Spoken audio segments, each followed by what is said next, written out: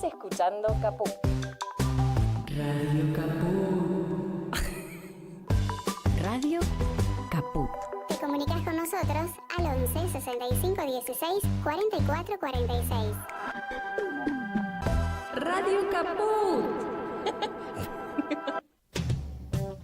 Radiocaput.com. Estás conectado. Estás en Caput.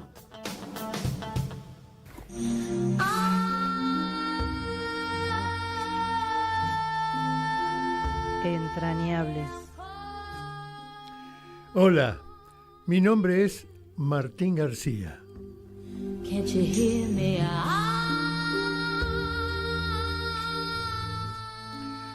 Vamos a adentrarnos hoy en el nacionalismo. No en ningún sector cerrado, sino en el pensamiento de defender a la nación, defender a la patria, que Argentina tiene mucha historia al respecto y tiene un concepto de grandeza, un concepto de comunidad, un concepto de pertenencia, de hermandad que tiene su historia.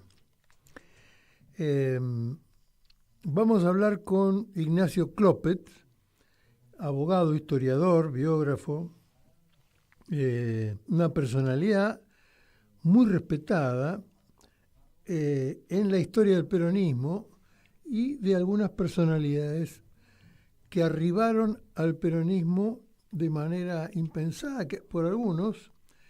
Acá está Ignacio Clopet, bienvenido. Hola Martín, ¿cómo estás? Qué ¿Cómo gusto va, verte. Daniel? Gusto de verte y de escucharte. Lo mismo digo. Vamos a ver si te presentamos como corresponde. Ahí estuve buscando data tuya. No, sos generoso siempre, dejá de tirar flores, ¿no? No, bueno.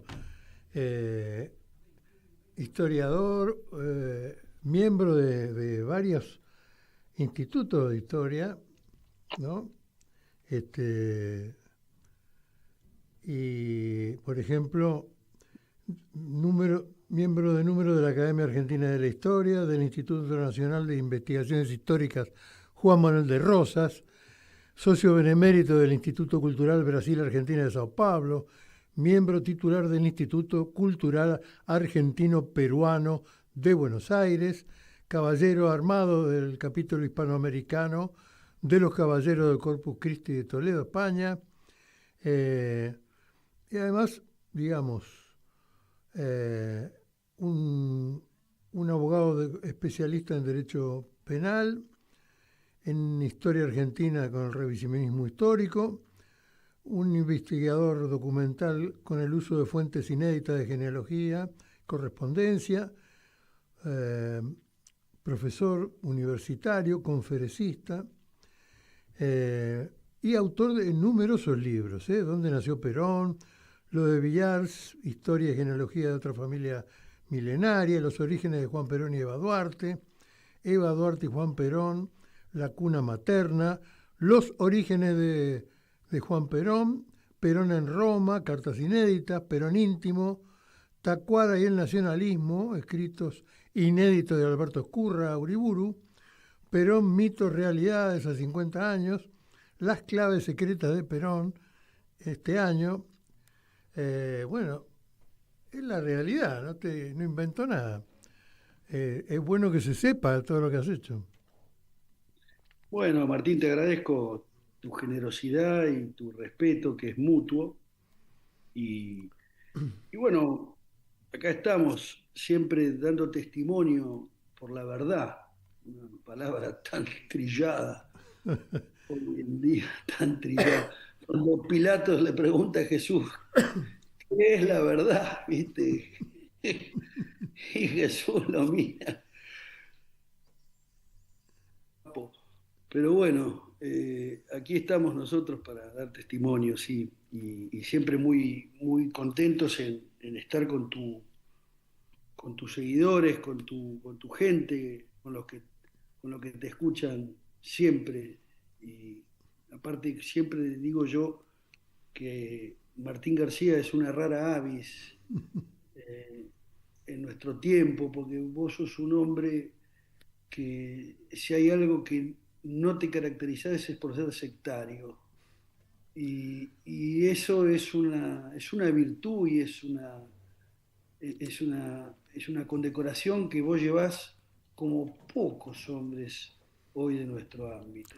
Sos un tipo antisectario y en eso yo me saco el sombrero y siempre lo hablo con mi mujer, lo hablo con Isiar, mi mujer, Isiar Recalde, y siempre rescatamos esa grandeza que vos tenés de moverte por las aguas, a veces no propias, pero que con un gran respeto y con una grandeza de corazón podés dialogar con aquellos que no piensan como vos. Y eso te pone en un lugar importante en la historia política y periodística de nuestro país.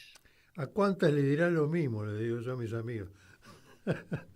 No, vos sabés que no doramos píldoras. Y Ciar, tu Somos- mujer, una gran profesional de la historia, una gran investigadora, una persona que yo admiro muy particularmente. Sí, por eso siempre evaluamos entre los dos, porque en ese sentido nos complementamos mucho, rescatamos tu grandeza, así que y Grandeza de edad. vale la pena que tus seguidores lo sepan, si bien ellos lo deben apreciar como nosotros, es bueno, las cosas hay que decirlas y cuando son buenas, todavía más. Esta Así es que la parte de la florería del programa. bueno, vos me Eh, tiraste flores, yo te las no, no. devuelvo. Bueno, a mí hoy me interesó mucho tenerte en el micrófono porque me parece que el tema del nacionalismo, es decir, de la defensa de la nación, en este momento tiene mucha más importancia que en otros momentos, que también lo hemos tenido ahí pendiente, pero no era no teníamos esa sensación de urgencia. Indudablemente sobre el pueblo argentino se ha ido construyendo una destrucción de la pertenencia como sistema, digamos, como diciendo, déjense de joder con esas boludeces. Se ha ido serruchando la pertenencia entre la hermandad de las personas, de las provincias, de las etnias, en defensa de un proyecto nacional. Parece que Argentina fuera un territorio abierto para cualquier cosa que tuviera un museo donde figura la energía atómica, el peronismo, el armado del Mercosur, la idea del UNASUR, la idea del tercer mundo, de la tercera posición internacional. Digamos, la grandeza de la Argentina ha estado justamente en su capacidad de sentirse parte de algo más grande, con su propia personalidad y su propio contenido, con el respeto de un Rodolfo Kusch sobre las culturas andinas, como mamando. Me da mucha gracia hablar de Kusch porque siempre recuerdo una cosa que él cuenta después de haber estado con otros tipos que tenían mucho fundamento y mucho interés en la historia y en la realidad hispanoamericana y también indoamericana, y terminaban, obviamente vivían como podían, tenían sus becas o sus sponsors o lo que sea, y en algún momento sentías como que Kusch no quería ni siquiera hacer otra cosa que estar con los amigos, chuparse, que chupaban bastante en la cordillera con sus compañeros, y hermanarse, ¿no?, con la historia y con la realidad del abrazo con las culturas preexistentes de América. Pero digamos, yo estoy pensando ya a esta altura del partido que todo este asunto de Milei, de Trump y de los créditos impagables que se van agrandando, ya no es un tema de Milei ni de nada. es un proyecto serio de hipotecarnos hasta el forro de las tripas y a partir de ahí decidir ellos si vamos para la derecha, para la izquierda, si nos acostamos, nos levantamos, si tomamos mate o tomamos whisky, pero digamos, ya sin que nosotros tengamos posibilidad de administrar nuestra propia cultura, nuestra propia pertenencia y nuestro propio deseo de ser una patria soberana y hacerse respetar, ¿no? Sí, efectivamente, los argentinos venimos siendo, como decía San Martín, empanadas que nos comen fáciles. Viste que San Martín tenía esa imagen, no nos van a comer como una empanada. Levantando el heroísmo y el coraje del argentino ante los realistas que venían a querer seguir imponiéndonos su música. Y esa argentinidad nosotros la vimos manifestada en distintas etapas de nuestra historia, que ha tenido sus pros y sus contras, sus momentos buenos y sus momentos malos. Ahora, la realidad es que la Argentina es una factoría, ¿no? Como lo decía Jauretche, somos una tierra colonizada en todo punto de vista. Y es cierto, como vos acabás de decir, que esta figura de la industria nacional, de la energía atómica, de la importancia de los recursos naturales, de la idiosincrasia del argentino, queda como una especie de museo, como si fuera una cosa que pasó, que la gente, viste que cuando la gente va al museo, ¿qué hace? Mira y sigue, no asimila generalmente, es poco lo que asimilan, es pocas personas que vos te parás a mirar en un cuadro y tratás de asimilar ese cuadro. La gente lo mira como si fuera, no sé, una góndola de supermercado. Y la argentinidad está como si fuera en una góndola en la parte inferior, donde la gente no mira, porque todo el tema de la publicidad y de la sociedad de consumo, hasta en el supermercado saben dónde poner los productos para que la gente los vea y dónde poner para que la gente no los vea. La Argentina está en un lugar donde la gente no lo ve ya. Entonces, esa idiosincrasia, esa argentinidad, ese nacionalismo del cual vos hablabas, yo creo que estamos en un estado, como vos decías, muy crítico, y hoy es un tiempo necesario de la reivindicación de ciertos valores y la reivindicación de la nacionalidad como una identidad, como una necesidad, como una tradición, que hoy en día está, es cierto, nos toca hoy el gobierno que nos toca, pero esto no pasa de ahora. Esto, si hacemos un poco de historia, con Perón la Argentina se puso de pie a contrapelo de los imperios que dominaban en el mundo. Esto es el imperio británico, el imperio norteamericano, porque es un imperio más de la hamburguesa, pero es un imperio al fin, y el imperio soviético, que eran los tres bloques que dominaban. Perón plantea la tercera posición, ¿no es cierto? Y eso no se lo perdonaron nunca a Perón.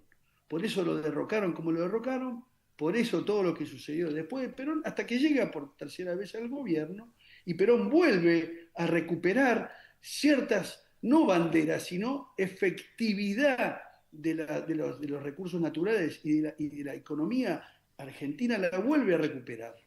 Hasta que cae Isabel y tenemos la ley de entidades financieras, y desde ahí entonces en adelante comienza en Argentina un gran retroceso y una gran bandera de remate sobre todos los valores espirituales y económicos de la Argentina. Porque ojo que la nacionalidad no implica solamente los valores económicos, como algunos hacen hincapié, sino que están los valores espirituales.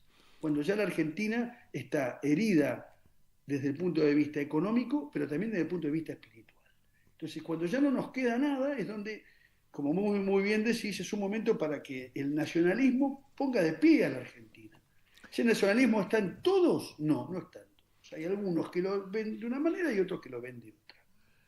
Bueno, de entre todas las cosas que podemos abordar, vamos a tocar un poco el tema de tu último libro sobre Ignacio Oscurro Uriburu, que era el jefe de una organización que se llamaba Tacuara en los años 60, y voy a hacer un pequeño relato de eso. Sí, Eh, dale. para muchos jóvenes que no saben y otra gente que no es tan joven pero tampoco sabe, en los 60 hubo un movimiento muy fuerte de lo que se llamaban los caqueros, que eran quienes nos vestíamos con pantalones de tiro corto. Es gracioso, pero era divertido porque nos peinábamos todos con gomina hacia atrás y teníamos esa característica. Usábamos mocasines y los arrastrábamos, Mocasín. caminábamos Iba a decir arrastrando. Mi mujer me dice, ¿por qué pateas el piso cuando caminas? Yo, porque estoy ¿Piso? acostumbrado a arrastrar los mocasines. De cuando Sí, sí. tenía 16 años, 17 años, Tal cual. 18 años. Bueno, te voy a contar esto. Un día me anoto en Derecho para estudiar y al poco tiempo se celebra el aniversario de la reforma universitaria, digamos, ¿no? Entonces estaban en el escenario, en el salón principal de la Facultad de Salón de Derecho actos. de Buenos Aires, estaba todos los profesores eméritos, incluso estaba el diputado que venía de la mano de Alberto Palacios, con sus bigotazos y qué sé yo. Ahora no me sale el nombre, pero es un nombre fácil. Y varios profesores eméritos, no todo de la Reforma. Yo creo que era algunos maestros que entendían el tema ruso, el tema marxista, qué sé yo, pero que no eran marxistas, pero que tenían esa grandeza. De pronto aparece un grito detrás de ellos, frente a toda la cantidad de gente que éramos adelante, con bates de béisbol, que eran tacuaras o algo por el estilo, o GRN, no sé qué era en ese momento. Sindicato Universitario de Derecho. Exacto. Y empiezan a pegarle con los bates en la cabeza a los profesores, que tenían 60, 70 años. Una locura. Bueno, todo el mundo salió disparado, porque además hubo un par de tiros en el aire, y todo el mundo salió corriendo. Había gente que había una chica que llevaba polleras largas y tenía pistolas colgando abajo de la pollera, digamos. Una cosa muy graciosa y violenta al mismo tiempo. Yo no estaba ni en un lado ni en el otro, estaba ahí adentro viviendo ese clima. Bueno, era un clima de esa época, digamos. 60, 70, era un quilombo, todo. Había una gran participación, un derroche de energía que iba para varios lados. Bueno, para la gente de edad de esta época, la gente joven de esta época, estoy contando una película que en su vida vieron, digamos. Ni se imaginaron tampoco. Tacuara tomó la postura nacionalista. Había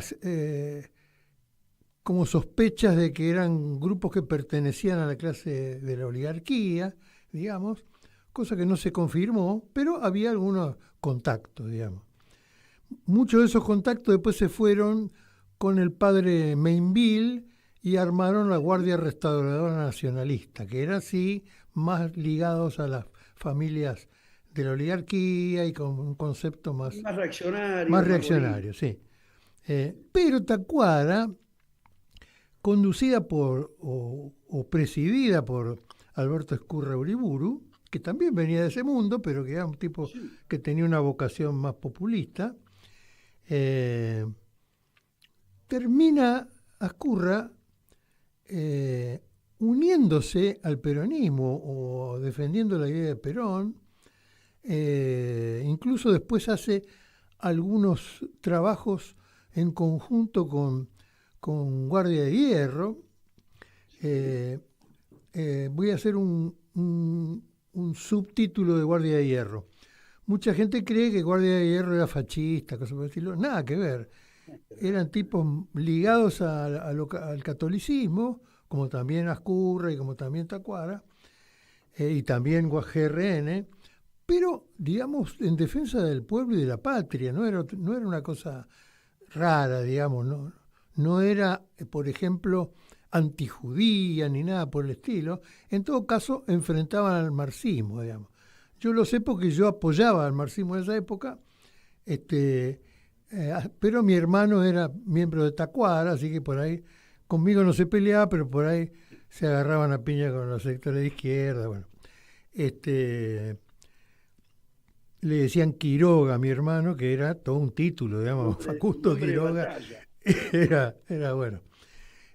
Nosotros lo tomamos en joda, pero en esa época lo tomábamos en serio. Pero, digamos, me parece muy fuerte la idea de que Alberto Escurra Uriburu terminara hablando con el peronismo, no sé si con Perón, Escurra sí llegó a hablar con Perón, pero sí con el peronismo. Un guardia de hierro me contaba antes de morir su titular que ellos en la época de la guerrilla peronista fueron a hablar con Perón a Madrid y le dijeron tenemos que sumarnos a la lucha, y Perón le dice no, ustedes sigan formando cuadros de conducción, porque acá no lo conocen a los militares argentinos, los van a matar a todos, cosa que finalmente sucedió. Tenía el ejército argentino en esa época, tenía una formación muy ligada a la conducción de Estados Unidos sobre quién era bueno y quién era malo, y para hacer mérito con los yanquis eran capaces de matar, torturar, hacer desaparecer, tirar gente de los aviones, robarse los niños, en fin, una cosa insoportable, cruel y de lapidaria. En todo caso, en ese Perón lo que hizo fue salvar la mayor cantidad de gente que no cayera en esa carnicería. Porque tampoco Perón, digamos, ni estaba en contra de la lucha armada, cosa que está sostenida por la Constitución Nacional, que hay no solo un derecho, sino una obligación de levantarse en armas cuando la patria está en peligro, y la forma de vida de los argentinos está en peligro, sino que es una obligación de la ciudadanía. Bueno, lo que estamos contando es un panorama, un antecedente, una unidad de sectores que aparentemente no estaban en el mismo lugar, pero que se fueron uniendo porque tenían un concepto superior de lo que era la patria, el pueblo, la nación, la comunidad y la pertenencia a algo suficientemente grande e importante como para andar mirando otras civilizaciones como si uno pudiera someterse a ellas, ¿no? Y a sus proyectos. No era lo que Perón veía. Tampoco era lo que veía Gaddafi, tampoco era lo que veía Nasser. Digamos, los mundos se han construido con liderazgos verdaderos, Mahatma Gandhi en la India, etcétera, que lo último que querían era someterse a los ingleses o someterse a los norteamericanos, alguna cosa de esa. Por eso son ejemplos, más allá de lo pintoresco, son ejemplos de lo que nos están quitando. El antiperonismo fue una manera de bajarle el precio a la nación, a lo nacional, digamos, y a la pertenencia. Y bueno, y Ezcurra finalmente fue, que es el elegido para contar esta historia del último libro de Ignacio Clopet, un tipo que entendió eso y se acercó a la fuerza organizada más importante con capacidad de gobierno de Argentina para sumarse a ello, ¿no? En la etapa previa a después consagrarse como sacerdote católico.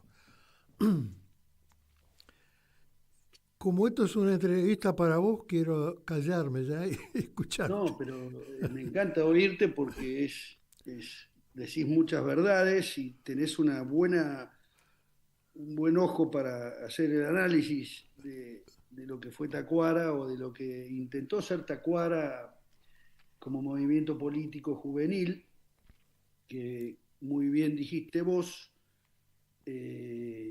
surge a fines de la década del 50, es un desprendimiento de lo que fue la UNES, la Unión Nacionalista de Estudiantes Secundarios, que era la rama juvenil de la Alianza Libertadora Nacionalista, y es un movimiento joven, esencialmente católico, como vos muy bien lo dijiste, revolucionario, nacional sindicalista y antiimperialista, ¿no es cierto? Esas son las características que tuvo Tacuara como movimiento. Es importante destacarlo porque en realidad fue fue superador como movimiento político dentro del nacionalismo de algunas estructuras antiperonistas y más retrógradas que había en algunos sectores más reaccionarios del nacionalismo, que respondían a sectores más católicos y más católicos oficialmente, ¿no es cierto? En realidad Tacuara es un movimiento político juvenil, católico y nacionalista, pero que no dependía de estas estructuras más retrógradas. Sí, de la oligarquía, digamos, de los hijos De de la la oligarquía. oligarquía, de los católicos oficiales, de los que se sentían, los que eran los señoritos que habían derrocado a Perón, se habían unido a lo peor de la Argentina para derrocarlo a Perón, ¿no es cierto?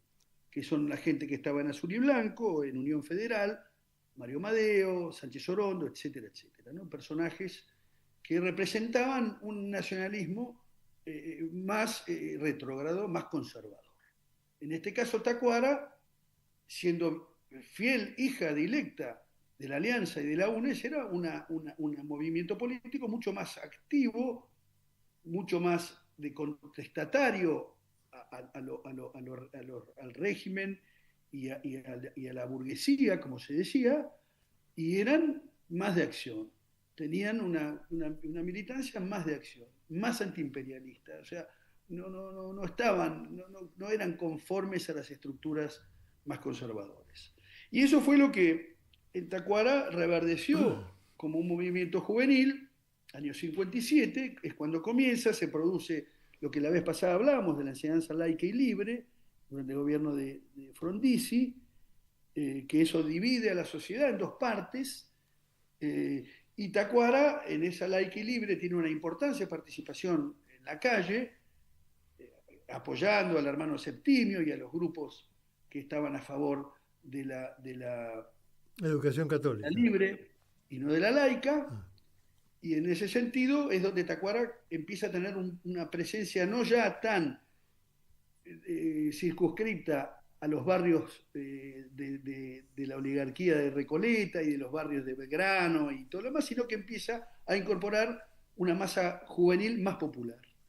Y eso es lo que le permite a Tacuara empezar a tener una acción mucho más concreta, más directa, y no tan clasista, sino un poco más popular. Es un nacionalismo más popular. Vamos a decir, la realidad es esa.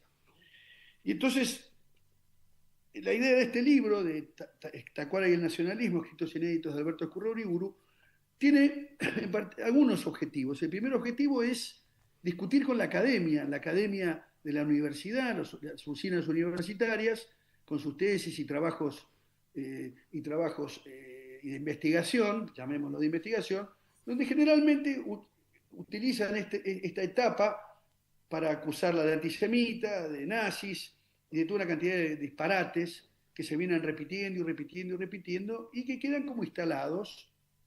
Y digamos, esos mitos, Tacuara los asumió como propios y como los lleva como si fuera una especie de carga negativa. Entonces, la idea de este libro es salir a discutir con la academia y decir, muchachos, ¿por qué no ven los documentos completos y dejen de tomar frases sacadas de contexto y utilizar los hechos históricos en forma tergiversada o miradas con un solo ojo? Bueno, fue publicar estos documentos y estos escritos de Escurra Uriburu desde el año 57 hasta el año 71, digamos, en la etapa de Tacuara y en la etapa del seminario en Roma. Después Escurra deja Tacuara e ingresa al seminario en Roma, ya vamos a hablar de eso. Y luego, el otro aporte importante que yo también tengo es, aparte de las acusaciones de antisemitas, de violencia, por violencia en sí, es también delimitar cuál fue esa característica nacionalista de Tacuara, que fue un nacionalismo abierto al diálogo con otras corrientes políticas como con el peronismo, por ejemplo, ¿no? El nacionalismo católico se apropió de Ezcurra, Uriburu, y lo lleva como si fuera un arquetipo del nacionalismo católico, que una de las características que tiene en algunos sectores es el ser gorila, el ser antiperonista, el ser antipopulista, el mirar con desprecio todas las fuentes y las renovaciones que trajo Perón con la doctrina justicialista. Bueno, Ezcurra, yo acá demuestro y desmitifico esa corriente que creen que Ezcurra era propia tropa. No, muchachos, ¿por qué no vemos cuál es la historia real de Tacuara y de Ezcurra con el peronismo? Algo que me pareció importantísimo presentar. Y lo hago por conocimiento propio, no porque me lo hayan contado. Al margen de mis investigaciones, donde si leemos lo que Ezcurra pensaba del peronismo, muchos de estos gorilas se caerían de traste, como se dice, caerían de culo, porque la realidad es qué pensaba Ezcurra del peronismo, cómo veía Ezcurra el peronismo, cuál era el diálogo de Ezcurra con el peronismo, y de qué manera trabajaron en concomitancia con la juventud peronista. ¿Cómo será? En el año 61, el general Perón, estando en el exilio, le ofrece a Ezcurra la jefatura de la juventud peronista. Mira. ¿Cómo veía Perón el desarrollo y la penetración de Tacuara en la sociedad argentina, que le ofrece ser jefe de la juventud peronista? Un hecho llamativo, porque estaba acudiendo a un hombre que no venía de la organización propia. Si bien Ezcurra, durante su juventud y durante su militancia en la Alianza Libertadora, en la UNES, participaba de los actos que iba la Alianza a apoyar a Perón en la Plaza de Mayo y en otros lugares. Después ha pasado otra cosa, Ezcurra crea este movimiento junto con otros camaradas, con el hijo de Pepe Rosa y con Horacio Bonfanti y otros compañeros más, otros camaradas más, crea este movimiento. Membiel es el que efectivamente, como muy bien dijiste, es el asesor espiritual de Tacuara hasta el año 60, cuando Membiel ve que Ezcurra estaba girando hacia dialogar con otros personajes que salían de la esfera que Membiel quería darle, o la impronta que Membiel quería darle. Entonces Membiel se produce la ruptura en Tacuara y crea la Guardia Restauradora, llevándose a un grupo de seguidores. Y Ezcurra comienza su diálogo con Desmayes y comienza su diálogo con el justicialismo. Con el justicialismo, como será que llega hasta Perón a ofrecerle la jefatura, pero comienza el diálogo con las brigadas sindicales, comienza el diálogo con los sindicatos, con algunas agrupaciones como Guardia de Hierro, como vos muy bien recién referenciaste, y comienzan a trabajar en conjunto, en la calle, porque había que estar en la calle, y una de las características de Tacuara era ganar la calle, por una cuestión más que obvia. Y en ese sentido comienza esa relación, y hay gestos que Ezcurra tiene con el peronismo que me parece muy importante, como por ejemplo, no solamente es cuando van presos unos compañeros de la juventud peronista, y Ezcurra en el año 61 dice, estoy tratando de encontrar la anécdota, bueno, antes de hablar de esa anécdota, se acerca a él el grupo de Américo Rial y de Dardo Cabo, dos compañeros peronistas que se acercan a Tacuara, y Rial le dice a Ezcurra, no, pero ¿cómo voy a militar con ustedes? Dice, si hay algunos camaradas suyos, le dice a Ezcurra, que fueron comandos civiles. Y Ezcurra le dice, no importa, le dice, no nos importa que haya comandos civiles. Acá en Tacuara pueden venir a militar absolutamente todos, o sea, todos estamos preparados para luchar por la misma Argentina, por la patria, por la reivindicación de la soberanía, por la justicia social, por la independencia económica, por la soberanía política. Ezcurra lo tenía más que claro esos conceptos y los había internalizado. ¿Cómo será que estaban dentro de lo que se llamaba los principios de Tacuara? Estaba el tema de la justicia social, la soberanía política y la independencia económica. Por lo tanto, estaban hablando el mismo idioma. El mismo idioma. Déjame hacer un insert. Nosotros disfrutamos pidiéndole a nuestros entrevistados que nos digan algún tema musical de su preferencia, que fueran entrañables. Y en este caso es otra demostración del grado de amor por la patria y por lo propio que había en esa época, porque el folclore tenía un protagonismo central como podría tenerlo ahora los recitales de Lali, de siete recitales, uno atrás del otro de Lali Espósito, llenando multitudes en los estadios, o todo el movimiento de rock nacional de los 90, del 2000, de los 80. Vamos a escuchar uno de esos temas. Los Chalchaleros eran líderes en esa época, como podrían haber sido Los Gatos en su momento, en otra música, o Spinetta o Charlie.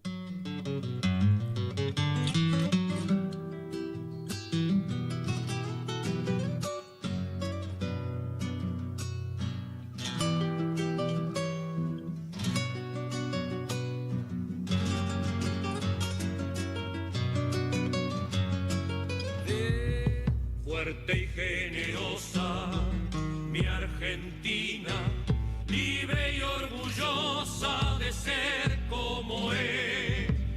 Pluma, espada y lanza trazaron su historia, todos argentinos compartiendo gloria en el gran encuentro que uniendo sus pueblos del puerto hacia adentro fue gesta sin paz. Son brazos abiertos, sus fronteras, prenda su bandera de amor y hermandad. Ante la presencia de todo extranjero, si no es personero de la prepotencia, que no habrá potencia que al ser argentino le tuerza un destino marcado al nacer. Mi patria es soberana y su rango es de nación, jamás será colonia gobernada desde afuera. Queremos convivir, pero independientes, dispuestos a servir, pero no sirvientes. No haremos un futuro de paz ni de justicia real si no empezamos por hablar de igual a igual.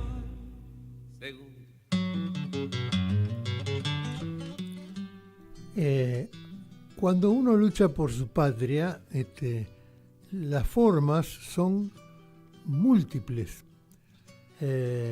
No es un problema de elegir un político solamente, es la construcción de cuadros que puedan gobernar como hacen los chinos, digamos, que se han convertido en una potencia enorme después de haber estado sometidos, escaldados, chupados toda su energía por el imperio inglés, o los hindúes, que también tenían esa presencia inglesa que incluso les prohibía a las mujeres hilar raíces, hacer hilo para ropa, al punto que cuando veían a una mujer hilando le cortaban el brazo, la mano, de un sablazo, porque obviamente defendían la industria textil de Inglaterra. Lo mismo hicieron con los paraguayos, que tenían la misma máquina que tenían los ingleses de telar para hacer tela, y los tipos le hicieron una guerra, engancharon a los franceses, engancharon a los argentinos para hacerlos pelotas, Mitre y toda esa banda de sorete de Argentina, y destruyeron al mariscal Solano López y a toda una generación de paraguayos. Mataron hombres a rolete, solo porque los tipos no tenían deuda, tenían una marina extraordinaria, tenían una industria importante, porque los ingleses son así y los norteamericanos son sus hijos, hacen lo mismo. No es que tengamos nada en contra, no tenemos muchas cosas para hablar bien de los americanos, de los ingleses, pero cada uno tiene que aceptar vivir en su universo, y si quiere ampliarse tiene que negociar con los demás, no imponerse, someter, matar, etcétera, toda esa mierda que nos imponen en la historia real, ¿no? Y lo que estaban, yo no sabía qué decía el tema de los chalchaleros, pero era como si hubieran repetido todo lo que dijimos nosotros. Todo lo que dijimos nosotros. Yo por eso lo elegí, pues es una No, está muy canción bien. Pero además muy linda, lo canción muy elegiste, poco pero no conocida. le diste la letra. Claro. No se letra la era di. de ellos. No, Sarabia era un gran amigo mío, Juan Sí. Carlos, que en paz descanse, y es una linda canción para la Argentina. Mirá, recién te decía, uno de los...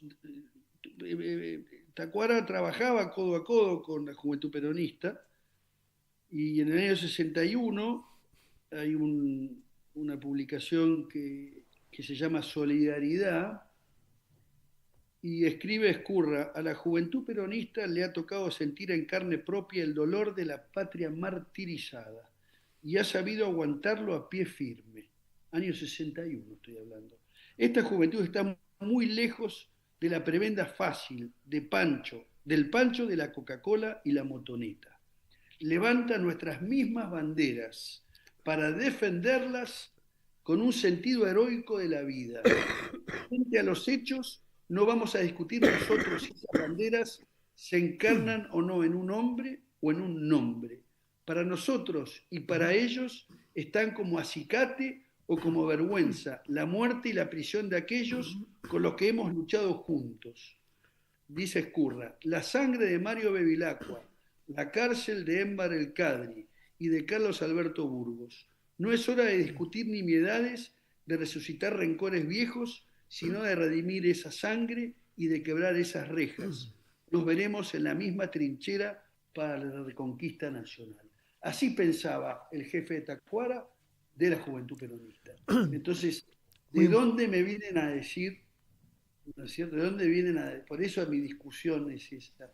¿De dónde me viene? Yo no estoy diciendo que Ezcurra sea un peronista o un neoperonista. No, jamás. Yo lo que estoy diciendo es un hombre que sabe ver en el compañero o en el camarada que está en la vereda del frente cuáles son aquellas cosas que te aunan para luchar por una Argentina sometida y esclavizada por los imperialismos. Entonces ahí vos te unís con los que piensan en muchas cosas parecidas o en algunas cosas parecidas. Ahora vos no vas a condenar porque piensan distinto a vos, cuando tenés un mismo enemigo.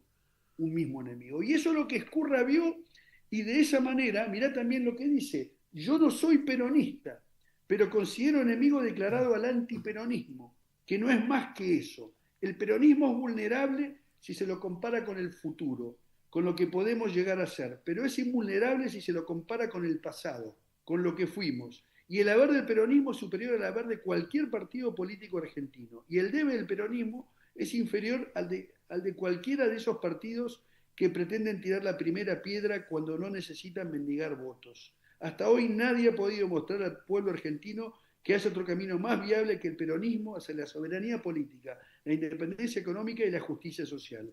Y la bandera del peronismo la enarbolan los procónsules, la bandera del antiperonismo la enarbolan los procónsules del imperialismo de turno, de la sumisión económica y de los privilegios sociales. Por eso el pueblo criollo, que sabe de lealtad en las buenas y en las malas, sigue fiel a ese hombre. Si contra mi voluntad se me obliga a seguir juzgando al peronismo en base al pasado y no al futuro, habré de estar junto a los peronistas, aún sabiendo que muchos de ellos no entenderán por qué lo estoy.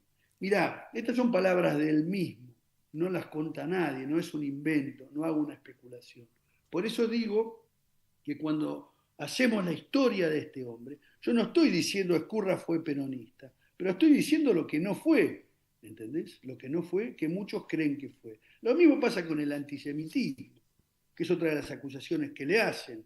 Y Leonardo Seckman, uno de los grandes intelectuales del judaísmo argentino, historiador del judaísmo en la Argentina, en un reportaje que le hace Ranan Rein, a quien conocemos todos, lo dice claramente: considerábamos que Tacuara era un movimiento que representaba una reencarnación de grupos nazis de los años 30 y 40.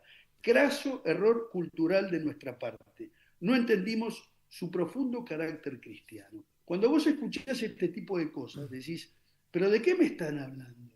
¿De qué me están hablando? Mirá, otro de los gestos de Ezcurra que es valiosísimo y es una de las anécdotas que muy pocos conocen, es cómo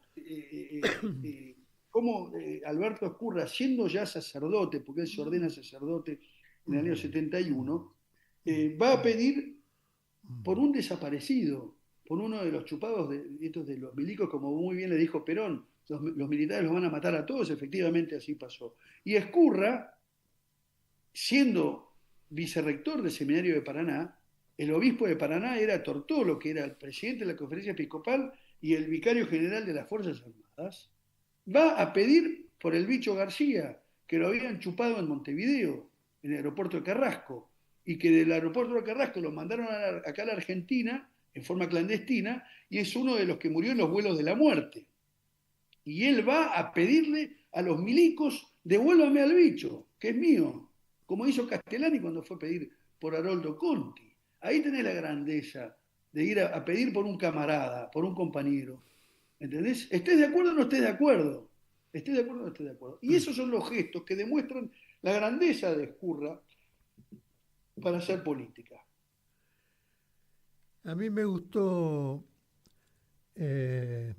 llamarte, invitarte, y a propósito del libro sobre Ezcurra, porque entiendo que hay mucha gente que no entiende cómo se defiende a la patria, cómo se construye un suficiente cúmulo de personas y de ideas y de organizaciones que finalmente sean los protagonistas de la defensa de la patria, que nutran, digamos, los cuadros políticos, pero que más que es ser un candidato a algo y ocupar un lugar y que le paguen bien, lo que se busca, lo que se entiende, lo que funciona, es la posibilidad de construir un pensamiento organizado y una militancia organizada de personas que estén dispuestas a hacer la parte que pueden hacer por su profesión, por su ubicación, por su cultura,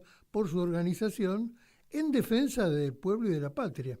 Hay dos mensajes que nosotros hemos recibido muy fuertes sobre el valor de las personas de este país en defensa de nuestra idiosincrasia y de la soberanía. Uno es el seleccionado argentino que ganó el último mundial, con Messi a la cabeza, que mostraron cómo es el argentino, es decir, asociado, disciplinado, capaz de tener una estructura firme y capaz de pelear hasta abajo de la cama, digamos, por lo que cree, con respeto por el adversario, con honor, pero, digamos, dispuesto a llevar la bandera hasta el triunfo.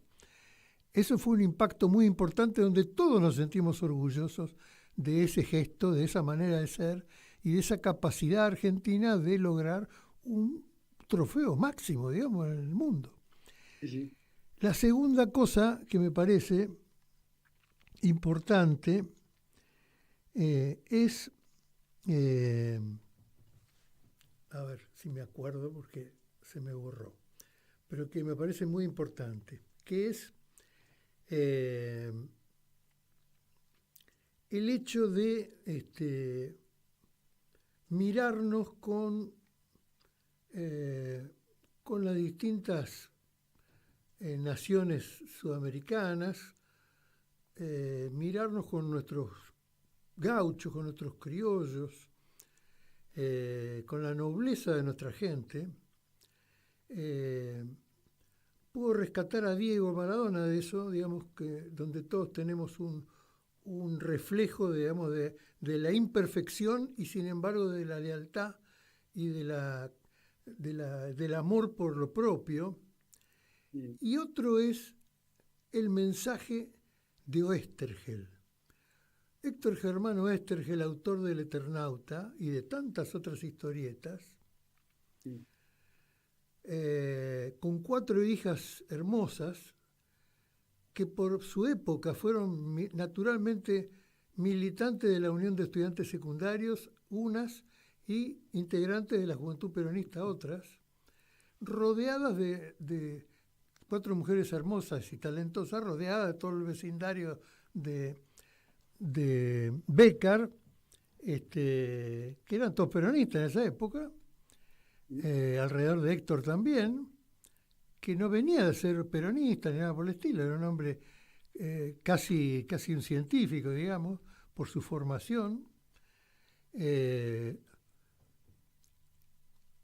son capaces de convertirlo en un mártir, porque le matan a las 4 hijas, le roban a los nietos, que se lo entregan a gente que no se sabe quiénes son.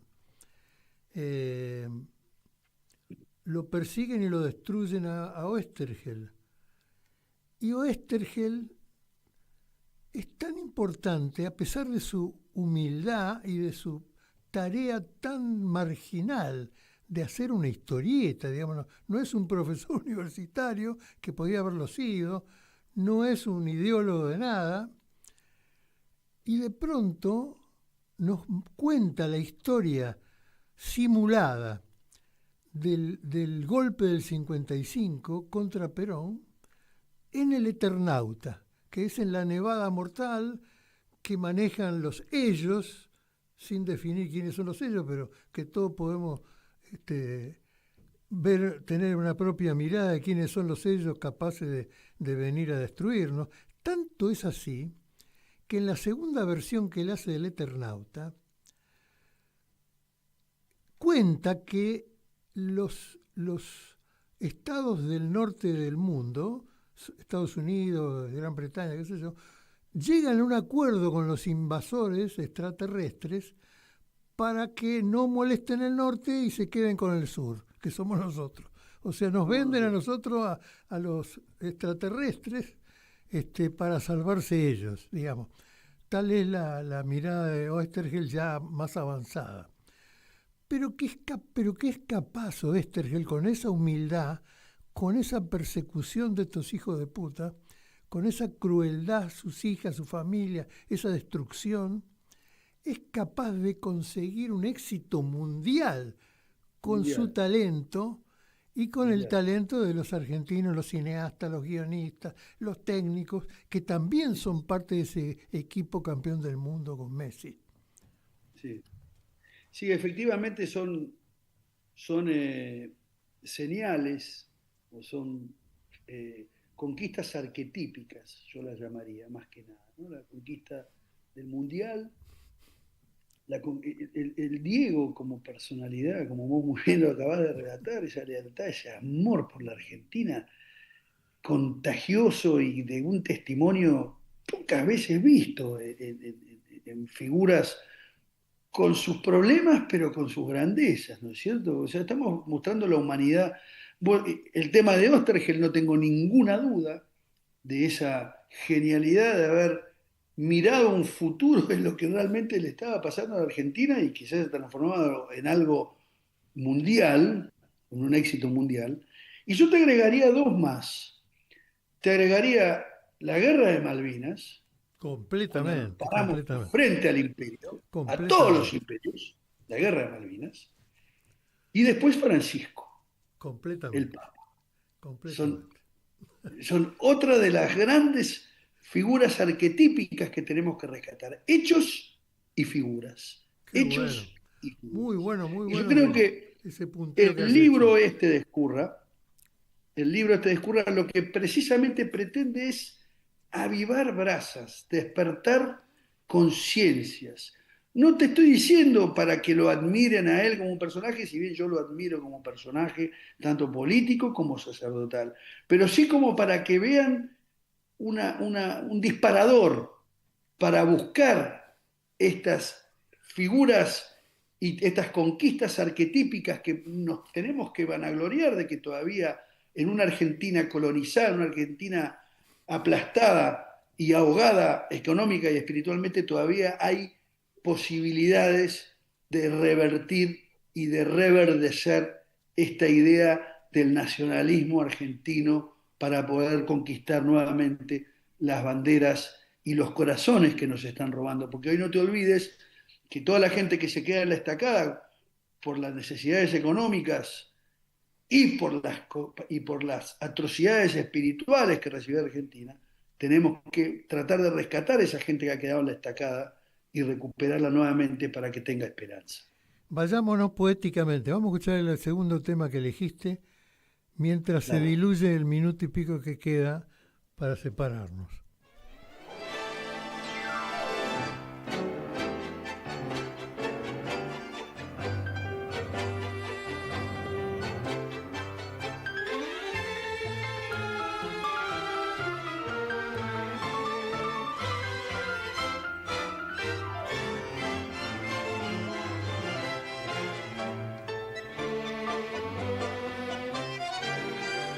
Que el mundo fue y será una porquería, ya lo sé.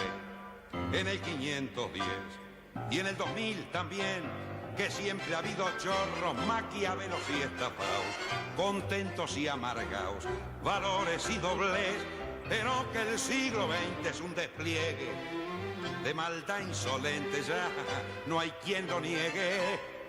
Vivimos revolcaos en un merengue y en el mismo lodo, todos manoseados. Hoy resulta que es lo mismo ser derecho que traidor. Ignorante, sabio, chorro, pretencioso, estafador, todo es igual. Y los discípulos, ¿eh? Y los ¿Cómo no discípulos. vamos a traerlo de Giselle? Muchas gracias, Ignacio Clopet. Muchas gracias, Martín. Un gran abrazo. Felicitaciones por ese libro, ¿eh? Gracias. Alberto Patrón. Escurre Uriburu. Fuerte abrazo. Viva Tacuara, viva Perón, viva la juventud peronista, viva la patria. Viva la patria. Chao.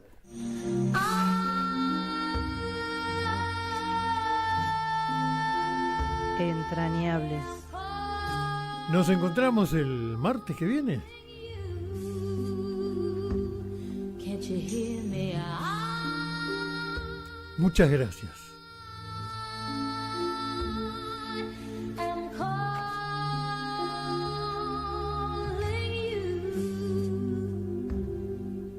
you. Hoy Chicha se nos fue. En Caput Ana María Careaga, pero quizás nos sobrevuele con su alma de abuela guerrera. pasan cosas. Para darte a vos, Clara Anaí, esos abrazos tejidos y abrigados. El zapabón. Decir que es merecido es poquito, no hay palabras para describir a Chicha. María Victoria. Con nosotros los nietos era sumamente cálida. Yo no me puedo olvidar de los regalitos que nos traía también a nosotros. Eve de Bonafini. Para mí fue una hermana, una amiga, una compañera. No sé por qué la vida nos juntó, pero nos pusimos de acuerdo en muchas cosas. Juan Martín Ramos Padilla. Esa placa que vamos a descubrir con el nombre de Chicha Mariani no es algo decorativo, pero es la asunción de un compromiso de defender las causas populares.